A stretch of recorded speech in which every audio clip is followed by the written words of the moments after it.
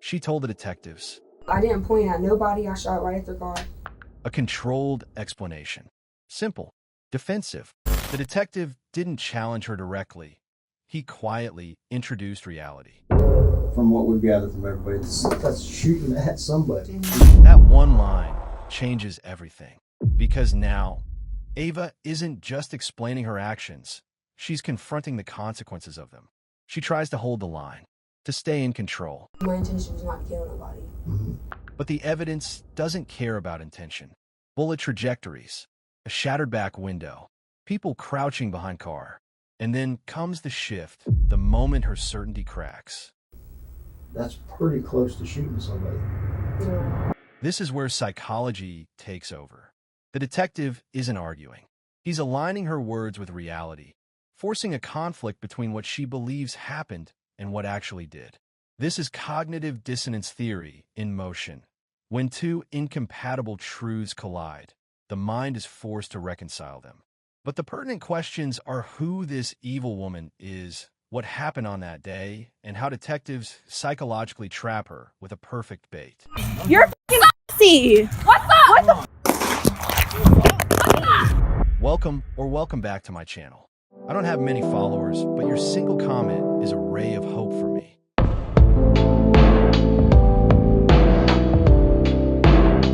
It was a warm Florida afternoon in Orange Park, the kind of humid day where tensions already sit just beneath the surface. The skies were partly cloudy, the air thick, and by early evening, around 6 to 7 p.m., a confrontation was quietly taking shape behind an Academy sports store. What began earlier that day as a social gathering at a house, swimming, talking, nothing unusual, slowly turned into something volatile. A phone call changed everything. An ex-girlfriend, angry and emotional, announced she was coming over. Within minutes, 2 cars pulled up, packed with people. What followed wasn't spontaneous. It was expected. A fight had been brewing. The group eventually moved to a more isolated area behind the store. The setting was open, patches of grass, parked vehicles, fading daylight. 2 young women stepped forward.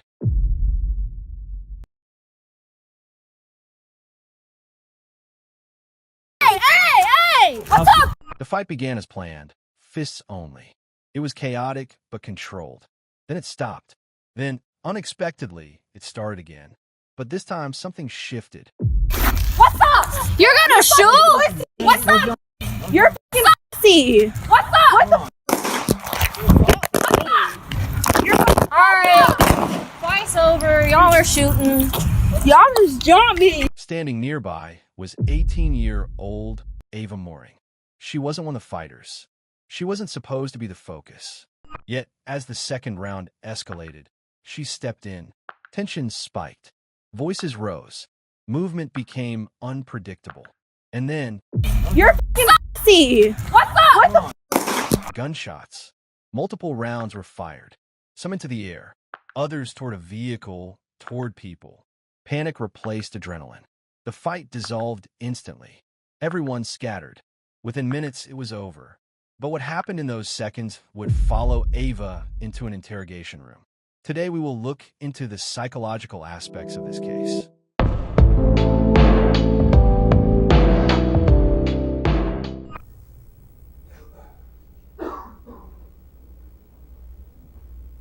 Can you do me a favor and take this cup off there?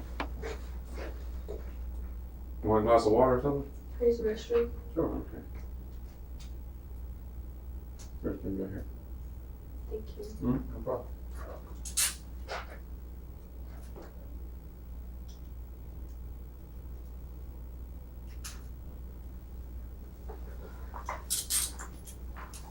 Appreciate it. Well, How you doing?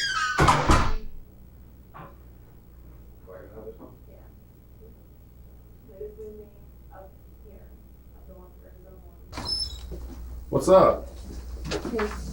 Hey, Ava? listen, I'm Detective Gordon, Detective Hollister. Just call her Wes, and that's Brad. nice to meet you. Nice to meet you too. So, Sorry I look like crazy right now. that's all right. You're talking about looking I crazy. have like a koala shirt on. What do you got, a Jacksonville Zoo shirt on? Yeah. Not Old. yours? No, it is mine. It's old. Okay. No, I don't know that. Well, here's the thing. Obviously, The detectives begin with a calm, almost friendly tone, offering water, allowing a restroom break, and engaging in small talk. This isn't politeness for its own sake. It's a deliberate effort to reduce Ava's perceived threat level. When a suspect feels safe rather than attacked, their cognitive guard drops, making them more likely to speak openly and volunteer information. This tactic is rooted in rapport-based interviewing, which emphasizes trust building as a way to increase cooperation and reduce resistance without confrontation. you're probably wondering what the hell's going on. We're gonna ask you some questions and stuff. We've talked to a couple people already. We just want to get your side of the story, what happened. This is he's gonna be the case agent of the case. I'm his partner, so we're investigating it together. We think that you're probably gonna know exactly what we're talking about when we talk about it, and you might even already know what we're talking about. Mhm. Our main goal here today is to get your side and just be honest. I mean, crazy shit happens, and we just want you to be honest. And that's that. Has anybody ever read you your constitutional rights before? Do you know what that means? Mhm. What does that mean to you? I mean, it doesn't mean nothing to me, but I've had it read out to me before. I mean, okay, let me repeat. When I say constitutional rights, what do you know your constitutional rights as? I don't. All right, you know Miranda rights? Mm-mm. You ever watch like the TV shows of cops and stuff where Like they say you 48 have hours. 48 or you have the right to remain silent? Yeah. Yes. So that's what it is. And what it is it's to protect you, and pretty much it's going to put you in control in this interview here. We have some questions. We'd like for you to cooperate. Mhm. And so yeah. So I'll go ahead and read those to you. You have the right to remain silent. Anything you say can and will be used against you in a court of law. You have the right to talk to a lawyer and have him present with you while you're being questioned. If you cannot afford to hire a lawyer, one will be appointed to represent you before questioning if you wish. You can decide at any time to exercise these rights and not answer any questions or make any statements. Do you understand each of these rights I've explained to you? Yes, sir. All right, and having these rights in mind, do you wish to talk to us at this time? Give it a shot. Okay. Okay. Here's the thing, remember. You can stop talking at any time, right? Yes, sir. The thing is, you don't want people talking for you. You want to be your own voice. Mhm. So that's what this is about. All we're looking for is cooperation. And, you know, things aren't always as they appear to be, so we don't know until we talk to you. Yes, sir. So this is basically about the fight that took place behind Academy. Yeah, so what can you tell us? Can you tell us your version of what happened? Yes, sir. I can. Very early on, the detective tells Ava that the purpose of her rights is to put you in control and that she should be her own voice. This reframes the interrogation from something being done to her into something she is actively choosing to participate in. By doing this, the detective subtly shifts responsibility onto Ava. If she stays silent, others will speak for her. This taps into self-determination theory, where individuals are more likely to engage when they feel a sense of autonomy and agency over their decisions. So I'm sure you guys already know who the other girl is, Alanis. Right. Yeah. So You're literally the last person we've talked to. So, really? yeah. Oh, okay. So we were over at her ex-boyfriend's house yesterday, Matt. I can't remember his last name. Mhm. But we were just hanging out and we were like swimming because he's got a nice pool, whatever. And we were swimming, and his ex-girlfriend, which is the girl Autumn, Mhm. she called him and she was like, I guess they had hung out and then like they're iffy on each other. So I guess like she went crazy whenever she found out that there was other girls over there. And like an hour later, he has all the texts on his phone of her texting saying like just talking crazy, saying that she's gonna be there in 5 minutes. His Right. mom, his parents were there, his everything. Mhm. So she pulls up in 2 cars deep, both of the cars are full of people, and me and Alonso are at the end of the driveway like, what in the hell? What the fuck's going on? Mm-hmm. So we told him to get the hell out of there, blah blah blah. And the one guy that was in the Kia, it was in a box Kia. He like we were like standing in the road telling them to get on because we were like, really, there's a mom up here and parents. Like, what are y'all coming to the house, a mother's house for? It's disrespectful. And he had pointed a gun at me and Alanis and told us that if we get any closer that he's gonna shoot us. And we're like, y'all just need to get out of here. Like, we don't even know what's going on. You know what I mean? Mm-hmm. So then, Alanis was already mad at that point, and Alanis, they fought.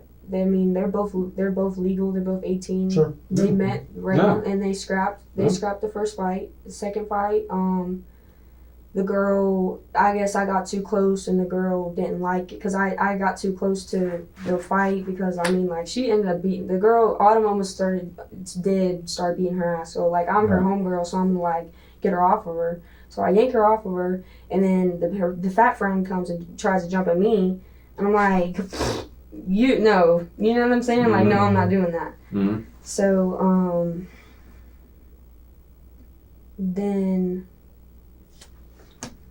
honestly, I'm just gonna be straight up with y'all because I know there's already a fucking video. There's a whole video. There's evidence. Right. I can't get out of this. So yes, I did have a gun, and I did point it at her, and I told her if she gets any closer to me, then I'm gonna shoot. Mm-hmm. And she kept on stepping, so I shot one round up in the sky. Mm-hmm. And then she kept on coming at me, and in self-defense, I'm not gonna get my ass whooped whenever I have a gun in my hand. So I didn't point at nobody. I shot right at their car. When Ava admits to having the gun, the detective does not react with shock or judgment. Instead, he acknowledges her honesty and even reassures her cooperation. This reinforces her behavior, encouraging her to keep talking and revealing more. By rewarding partial admissions, the detective creates a pathway toward fuller disclosure. This technique aligns with operant conditioning, where behavior, confession, is reinforced through positive feedback, increasing the likelihood of continued compliance. And then we got in the car and left. About how many rounds do you think you squeezed off? At least like 5. Did you aim it all at the car? Did you aim it all at the car? No. I feel like only like 4 shots at the car. Okay. In my opinion, because I was a shooter, Okay. so I feel like... Your adrenaline's pumping, I'm sure, too. Mm-hmm. You shoot guns much? Yes. You do shoot guns a lot? With my dad. Okay. So, you're familiar with guns and all that. Mm-hmm. So, it's more of the fight that's got you amped, not the gun itself. Where is the gun now? I dumped it Dumped it? in Black Creek. So, I heard it was, we got the casings, it's a 9mm. Does that sound right? So, what I'd like to do, because your story's track on, you're being very cooperative, you're telling the truth. What I'd like to do is what we did with everybody else. Is I'm gonna go get a little marker. It's kind of be like school here. Yes, sir. Draw a little sketch and kind of put where everybody was. You Okay. good with that? Okay. Let me go get a little marker. Now, when you say Black Creek, like when we talked to the others, they were saying when you guys left Academy Sports, you guys went down. Did y'all go to a park? A park? No. We went straight to Middleburg. Like all the way down Blanding? Other way. Because whenever we came out of Academy, we went straight that way. Came out of Academy, you went right or you went left? We went left, and then, because whenever we come out of Academy, you gotta take that left, and then you gotta take that other. I think we went the back road, and then we actually found a road, and then we went out that way. Cause we went to Middleburg, and I dumped the gun as soon as I got done doing it. So We took a right, and then we took that little left, and then found, I was driving, so they found the back road and got Excuse me into just a moment. So this Blanding. this drawing is going to be very crude because I'm all over it, okay? Me too. So we're going to say this is the entrance. Mhm. Academy Sports Building comes up here, does like this.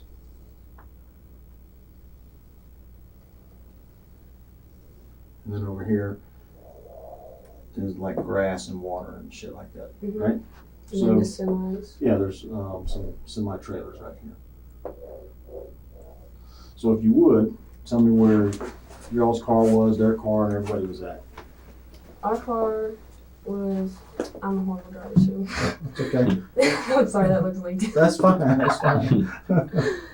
Okay, so here's our car, Mm-hmm. and then their car, our headlights were right there facing front, and they pulled up and it was right there like that, Okay. So Where then- did the fight take place roughly? like right here.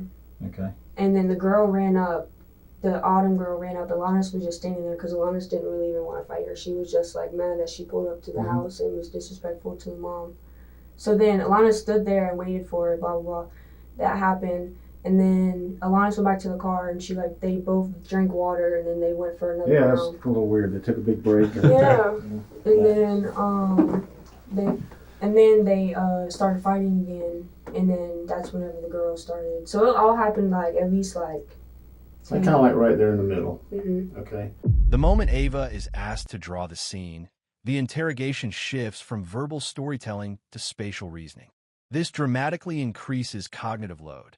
Fabricated or distorted accounts are harder to maintain when the brain must simultaneously track positions, movements, and timing. Under this pressure, inconsistencies are more likely to emerge. This tactic is grounded in the cognitive load approach, which exploits the mental strain of deception to expose inaccuracies. So where do you think you were when you fired the shots in the air? I was far away. I stepped super back. I was right here, all the way back here, and that girl was still coming at me because she came at me, so I was stepped back. Mm-hmm. I had stepped back at least 10 feet. Okay. Because So that's not what my intention was, to kill anybody. This just to kind of make it easy. There's you, Alanis, and Matt, right? Mm-hmm. So we're gonna call y'all ones. There's 3 of y'all, and I think they said there was 4 of them, so we'll call them twos, right? Mm-hmm. So when you're right here, where are all of the twos at, basically? Where are they at? There was the guy so the Annalise girl, the dude's car, that was her Right. boyfriend. So he was right here. She was recording, and then the fat girl was right here the whole time. So then Matt was recording the whole time, so he was everywhere. And I mean, honestly, me and her, they were here, I'll put 2 and 1. That's them both That's together them fighting, right. And then me and him are just circling the when whole you thing. when you after you fire the shots in the air, when you fire the shots at the car, where are you at? Right, back here. Same place? Same place. And where are they at? Same place. So they never ran. They didn't really run, but they just, because they weren't really paying attention to me. The only girl that saw what was going on was the girl that was coming at me. Everybody else, because whenever I yanked her off, but everybody else thought I was jumping her. Everybody was like, hey, hey, hey. I was like, Right. I didn't even hit her. So then y'all leave. Which way do you go out? We went this way, and then I told him at first we went this way, but I lied because I forgot we went this way. We went this way, and then we went down this way, and then finally found a way to get back out to landing. Any more shots fired out here?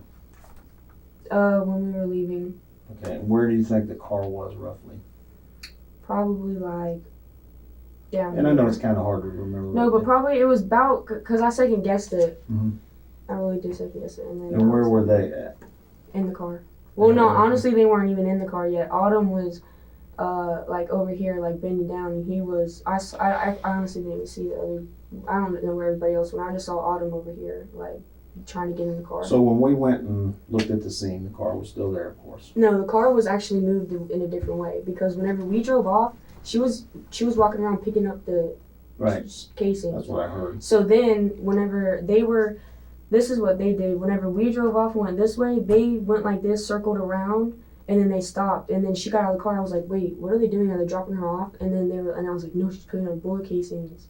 So she's walking around, pulling up the bullet casings, and then the car, I guess they parked it. I mean, it moved after. I'm assuming it's roughly in the same spot Yeah. because it's kind of like where you drew. Mm-hmm. So when I went back to the scene, what we've got is there's a little hole here on the building, one here, one up here, and one through the back window. Mm-hmm. So as I asked everybody before, when y'all leave, and I guess y'all went to some park or something like that. Once Ava's version is established, the detective introduces physical evidence, bullet holes, trajectories, and positioning. He doesn't accuse her of lying directly. Instead, he lets the evidence contradict her story. This creates an internal psychological conflict between what she claims and what reality shows. This tension is explained by cognitive dissonance theory, where individuals experience discomfort when holding conflicting beliefs, often leading them to adjust their story to reduce the discomfort. So me, my friend Anna, and Daryl were supposed to go pull up on this girl, Lotus. I didn't even want to fight this girl. I really did not. I tried to avoid it. And because she's together with my ex, Matt. And last time she came at me, like, talking reckless, like, trying to fight me, like, calling me names, like, out of the nowhere. I was pregnant at the time. I had a miscarriage. And I was pregnant at the time. So, I couldn't, do much because obviously I didn't want to put my baby at risk. Right. So, long story short, I called Matt because, me and Matt are doing good. And, we've been talking. So, I called Matt on my lunch break 2 nights ago. And she answered the phone. And she was just, caught off guard as I was. We were both, confused as fuck. Long story short, she wanted to fight. I was at work at the time, so I'm I can't do nothing. So I was okay, I'm off tomorrow. I'm gonna come on my day off, and I'm not gonna tell you I'm coming just in case you jump me or something. So she wanted to fight so bad, so I get my friends, and we pull up to Matt's house, and his mom was outside and stuff. So they told me to come here. So that's when we ended up beating up over here. We pulled up, and they were already parked, and as we were pulling up, they were getting out of the car. Was there ever a point that you thought or worried that you could have hit somebody? Yes. But I knew, I didn't know, but I know that, like I told you, my intention was not to kill nobody. Mm-hmm. That girl, she is she's a hoodlum. She thinks she's a hood rat, she thinks she's a black girl, so I was trying to scare her, and God honest truth, I don't like that girl. So and the point I'm trying to make is this right here. When this shot comes up through the back window, Mm-hmm. from what we've gathered from everybody, I think they're hiding in front of the car. Is what everybody says. Does that sound about right? Well, like I said, I didn't see anybody else, but I saw her because I saw her big she was shorts. crouched down. She was crouched down on the side, and I guess they had circled around the front. Because whenever I so you got to be. If you're firing up this way and it goes to the back window, you got one crouched down and 2 or 3 up here. Mm-hmm. That's attempted murder. That's Isn't that attempted murder? Well, you tell me. That's shooting at somebody. Mm-hmm. You know what I'm saying? So, I don't know what your intention was. You just told me your intention was to scare them. Rather than labeling Ava's actions as malicious, the detective frames them as possibly reckless or fear-driven. I don't know what your intention was. You said you were trying to scare them. This softens the moral weight of the act, making it easier for Ava to agree and continue talking without feeling fully condemned. This tactic is based on the minimization technique, where reducing perceived judgment lowers resistance and increases the likelihood of confession. Mm-hmm. But that's pretty close to shooting somebody. You're right. And like I said, I second guessed it. I don't know. I just. Yeah. Who was the girl that was crouched over there? Was that Autumn? Yeah, that was the girl that fought. And then when you guys left, did you chunk the gun over where the Black Creek Bridge is? I chucked it in the creek, like it's in the creek. I know. He's saying, was it over the bridge or It what? wasn't over the bridge. It was in my secret hide hole, but it's over there by the Black Creek. So Just kidding, secret hide. Oh, it's a little swimming hole that's down in Black Creek. Okay. So if you're going down Blanding, you know how you go over the bridge? Mm-hmm. It's got the little new coffee shop right there on the left? I live off Thunder. Okay. Oh, I thought you lived in Jacksonville. No, Thunder's right there. Okay. So you're from Thunder right now? Mm-hmm. I got you. So what I'm saying is you toss the gun around that area? Yes, sir. So we tracked Alanis. We tracked her down. We, of course, spoke to her. We knew her car was used. Her car was the one driven at the time. So when we're looking at her car, there's this funny film all over it. Damn. Yeah. What is that? Bleach. Well, what is the point of that? It's kind of comical, but... It's kind of comical. Yeah.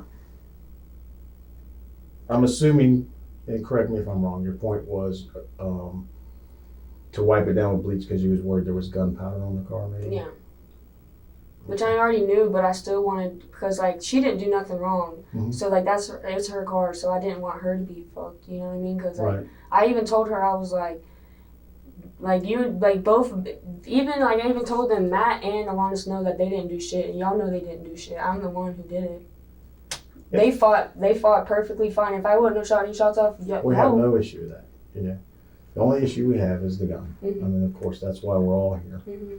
And then not just the gun, but the issue that the gun was fired in the direction of people. It makes it even worse, I don't know if you're that good of a shot or if it was just luck that nobody was hit, But I got a couple pictures I want to show you real quick. I'm gonna go get them and see if you. But just to say, you're completely cooperative. You have been, and I do appreciate it, and you're very honest. So I'll be right back. Okay.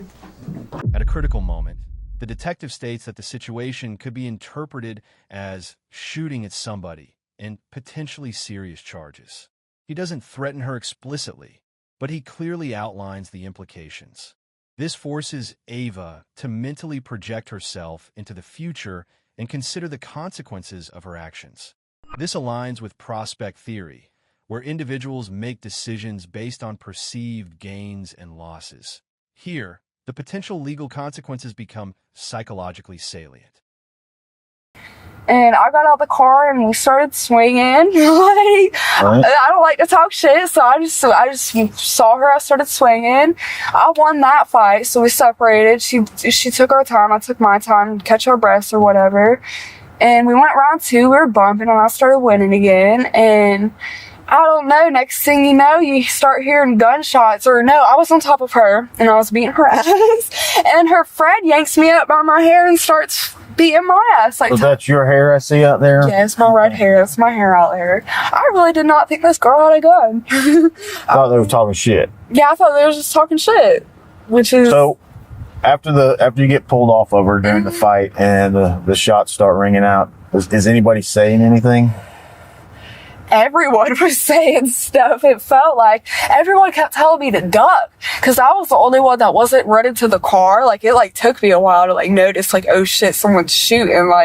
Everyone's running to the car. So I start running to the car and I'm trying to open the door and it was locked and everyone's telling me to duck down.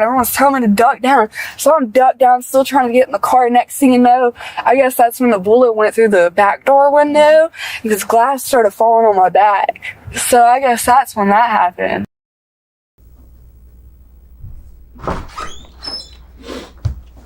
I'm gonna show you these pictures. It's kind of kindergarten. I understand that. It's just part of my job. I got to do it right. So we're talking to you. We're recording everything. So before I show them to you, I'm gonna show them to the camera so the camera knows what I'm showing you.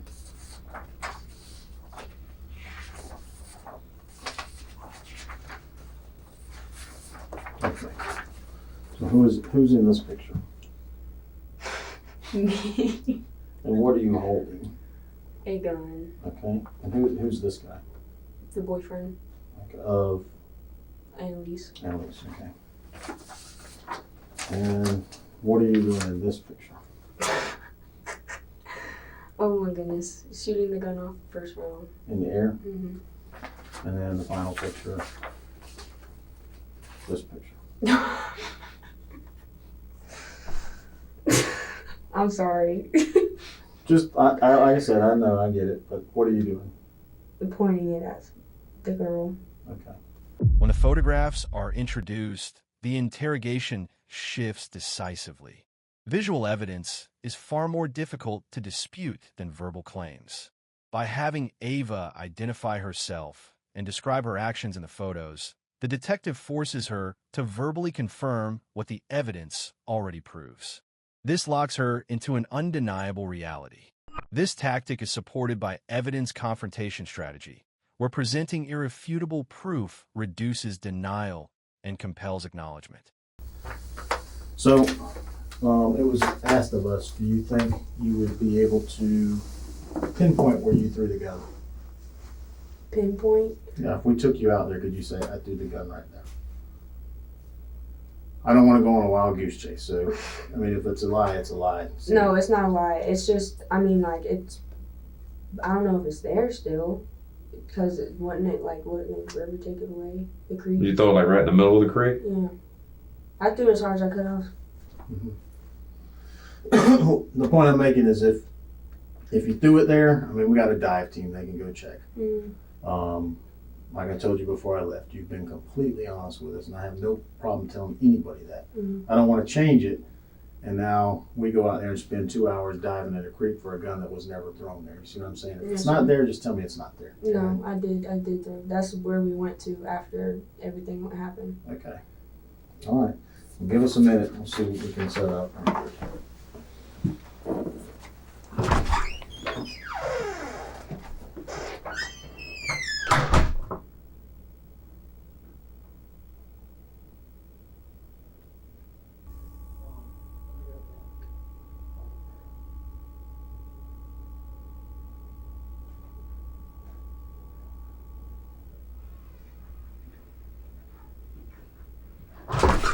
All right, we're gonna go for a little ride, see if you can point it out to us, okay? Okay.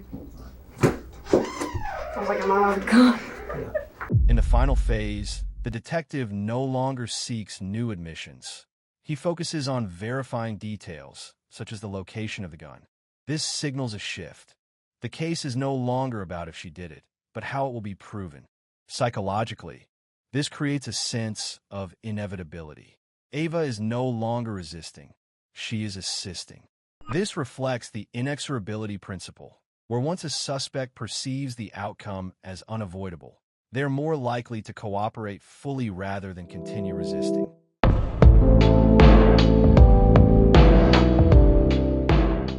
From a legal perspective, the interrogation was highly productive because detectives secured a knowing Miranda waiver, obtained repeated admissions that Ava possessed the gun, fired multiple rounds, pointed it at the victims, and later disposed of the weapon.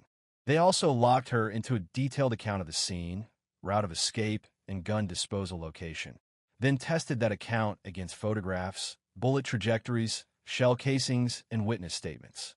Most importantly, the interview helped establish intent, consciousness of guilt, and corroboration. Those admissions, combined with physical evidence, would significantly strengthen the prosecution's ability to prove attempted murder beyond a reasonable doubt at trial.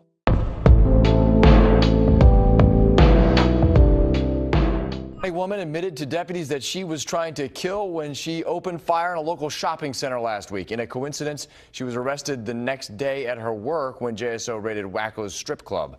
Action News Jack's Megan Moriarty spoke with a witness who watched the shooting. Ava Mooring was later reported to have pleaded guilty to 3 counts of attempted murder in Clay County, Florida, and was sentenced in July 2021 to up to 15 years in prison, with a 10-year minimum mandatory term. This was the scene at a strip club last Friday. Dancers being walked out of Wacko's Gentlemen's Club after a raid by JSO. One of those women is now charged with attempted murder. Nothing after that could have been good. Nothing. I just wanted to get up out of there. Ava Mooring allegedly shot 8 bullets at 3 victims in the Sports Academy parking lot in Orange Park. We spoke with her friend who witnessed the shooting, but we're not showing his face for safety reasons. The car. No people. There was no people in the car. I'm gonna make that clear. There was no people in the car. Despite no one getting hurt, deputies say Mooring's intentions were deadly. To kill him. Her intention was to kill him. Deputy Mike Calhoun with the Clay County Homicide Unit says the whole fight started over a guy. The arrest report says Mooring was in a fist fight with one woman and then pulled out a gun and started shooting at her and 2 others. She was mad that the girl was kind of getting the upper hand of her friend.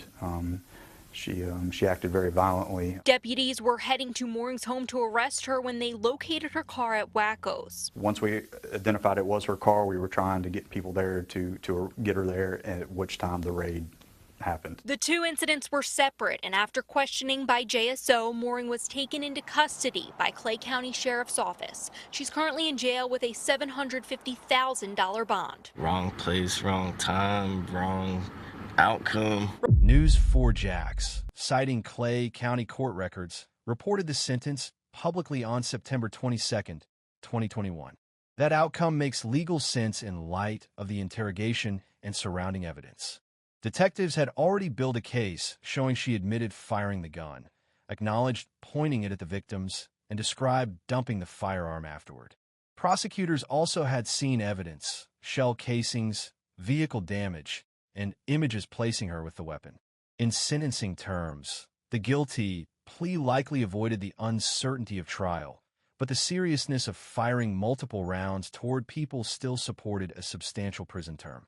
In short, The interrogation helped convert a chaotic fight case into a provable attempted murder conviction.